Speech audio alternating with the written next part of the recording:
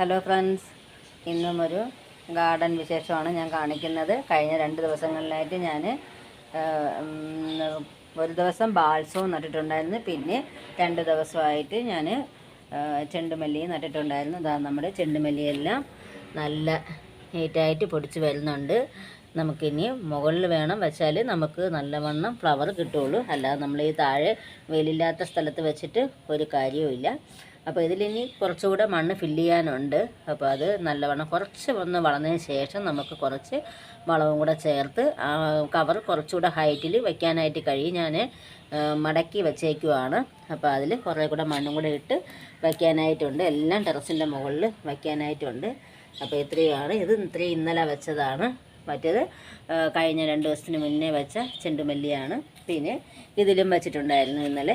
എല്ലാം എന്താ നല്ല ഫ്രഷായിട്ട് തന്നെ നിൽപ്പുണ്ട്. അപ്പം നമുക്ക് താഴെ നല്ല വെയിൽ കുറവാണ്. അപ്പോൾ ഇതിനെ എവിടെയെങ്കിലും വെയിലുള്ള ഭാഗത്തേക്ക് സെറ്റ് ചെയ്യണമെന്നുണ്ട്. ബാക്കിയെല്ലാം മുകളിൽ കൊണ്ടുപോകണം. ഇതിൻ്റെ ടബ് ഇത് പൊട്ടിപ്പോയി. ഉണ്ട് ഇന്നലെ നമ്മൾ താമര വെച്ചിരുന്നതാണ്. അപ്പോൾ താഴോട്ട് കൊണ്ടുവന്ന സമയത്ത് അതങ്ങ് പൊട്ടിപ്പോയി. പിന്നെ അതുപോലെ തന്നെ ഇതാ അന്ന് നട്ട് ബാൾസം എല്ലാം നല്ലോണം പിടിച്ച് ബഡൊക്കെ വന്നിട്ടുണ്ട്. കണ്ട, ഇതെല്ലാം വന്നിട്ടുണ്ട്. എല്ലാം നല്ല ഫ്രഷായിട്ട് തന്നെ നിൽപ്പുണ്ട്. അടുത്ത മുട്ടുകളും എല്ലാം വന്നിട്ടുണ്ട്. ഇതാ കണ്ട. അപ്പം എനിക്ക് ഈ ഒരു കളർ മാത്രമേ ഉള്ളൂ. അപ്പം കൂടുതലും വാങ്ങി വെക്കണമെന്നുണ്ട്. പക്ഷേ സ്പേസ് ഇല്ലാത്തത് കൊണ്ട് അങ്ങനെ പോകുന്നു. അപ്പം നമ്മൾ താഴെ കുറേ ആമ്പൽ കൊണ്ടുവന്നു. അപ്പം മുകളിലുള്ളതിൻ്റെ അത്ര നമുക്ക് വളർച്ച കുറവാണ്. അപ്പം ഞാൻ മുകളിൽ എനിക്ക് ഒത്തിരി താമര മൊസൈക്ക് രോഗം വന്നിട്ട് കുറേ അങ്ങ് പോയിട്ടുണ്ട്. അപ്പം ഞാൻ അതും കൂടെ കാണിച്ചു തരാം ഇന്നത്തെ വീഡിയോ തന്നെ. അപ്പോൾ അങ്ങനെ പോയി കഴിഞ്ഞതുകൊണ്ട് ആണ് ഞങ്ങൾ ഈ ടബെല്ലാം മാറ്റി തുടങ്ങിയത്.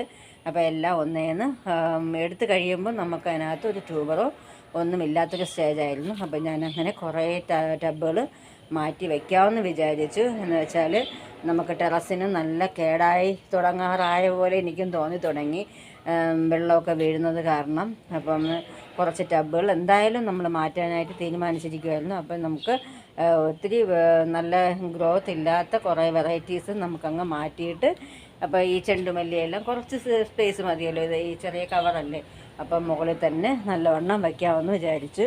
അപ്പോൾ ഇതൊക്കെയാണ് ബാൾസം. ഇനിയും നമുക്ക് കട്ട് ചെയ്ത് എടുക്കാനായിട്ടുണ്ട്. അന്ന് കട്ട് ചെയ്തതിന് ശേഷം കണ്ട ഒത്തിരി ബ്രാഞ്ചസ് വരുന്നുണ്ട്. അപ്പോൾ നമ്മൾ കട്ട് ചെയ്ത് കൊടുക്കുന്തോറുമാണ് നമുക്ക് ബ്രാഞ്ചസ് ഒത്തിരി വരുന്നത്.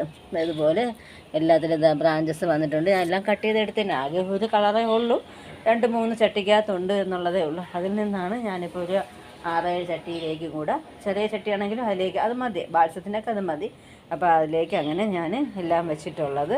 അപ്പം താഴെ എനിക്ക് നല്ല വെയിൽ കുറവാണ്. നല്ല കുറവെന്ന് വെച്ചാൽ നല്ല കുറവാണ്. അപ്പോൾ ആമ്പലിന് പോലും പറ്റുന്നില്ല. അപ്പോൾ പിന്നെ എങ്ങനെയാണ് ഞാൻ താമര വയ്ക്കാൻ ഉദ്ദേശിക്കുന്ന താഴെ എല്ലാം പോവും.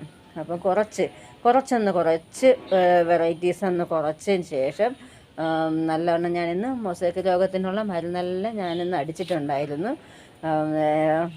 എന്നാലും ഞാൻ കുറച്ച് താമരകൾ എന്തായാലും മാറ്റുന്നുണ്ട്. എന്നാലും അടിച്ചതിൻ്റെ കൂട്ടത്തിൽ അങ്ങ് ആ മരുന്ന് എല്ലാ പ്ലാന്റിനും അങ്ങ് അടിച്ച് ഇന്നങ്ങ് നിർത്തിയിരിക്കുമായിരുന്നു. അപ്പോൾ ഇനി നാളെയും വേണ്ടാത്ത കുറച്ച് പ്ലാന്റ്സ് ഒരുമാതിരി ആയിപ്പോയി. മൊസൈക്ക് രോഗം എനിക്ക് സ്പേസ് ഇല്ലാത്തത് കാരണം കുറച്ച് കൂടുതലായിട്ട് പടർന്നോ എന്ന് ഒരു സംശയമുണ്ട്.